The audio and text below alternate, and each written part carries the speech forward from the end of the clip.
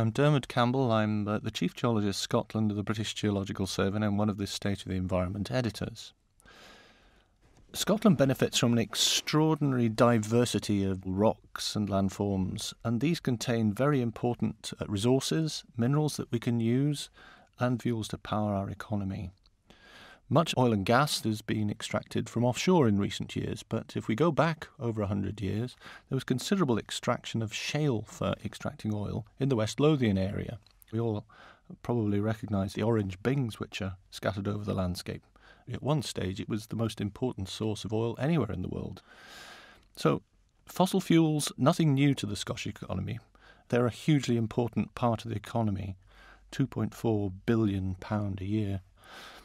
We've extracted some 42 billion barrels of oil from the North Sea since the 1970s. It's been an enormous industry. And the current reserves, what we still think we can extract, is approximately 24 billion barrels of oil. Onshore as well, we do a lot of extraction of materials, the aggregates that we need to build with, to build houses, to construct our roads. Some £650 million a year industry is involved in extraction of minerals, particularly hard rock for aggregates, but we also extract quite a lot of sand and gravel.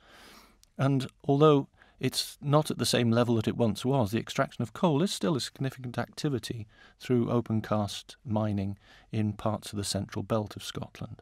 Other resources such as limestone and sandstone and some of the materials that some of us are probably less familiar with, elements like lithium and tantalum, are all present in the rocks in Scotland and may be increasingly important as time goes by.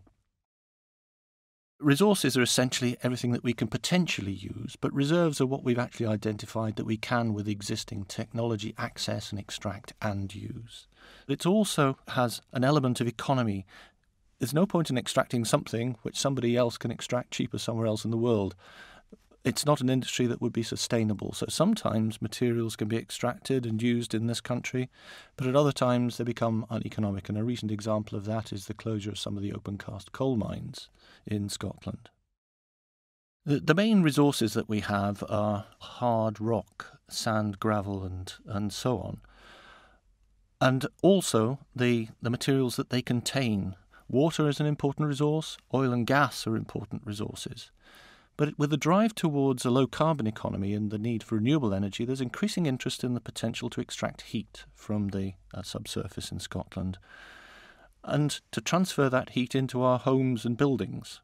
It's a genuinely renewable opportunity that we have to provide quite a large proportion of the heat that we need for our houses and buildings.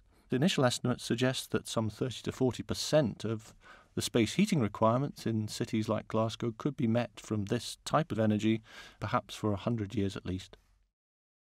Fossil fuels and minerals are non-renewable. They've taken a very long time to accumulate, millions of years in many cases. So these are not things that we are going to be able to replace. We may be able to find new reserves, but we won't be able to replenish the old ones. So essentially, the state of these resources is moderate and probably increasingly stable to slight decline. Inevitably, there's decline as we use these resources up, so we need to use them in a very sensible way. We have to balance our current needs and demands with the needs and demands of future generation. That's at the core of sustainable development and sustainable use of resources.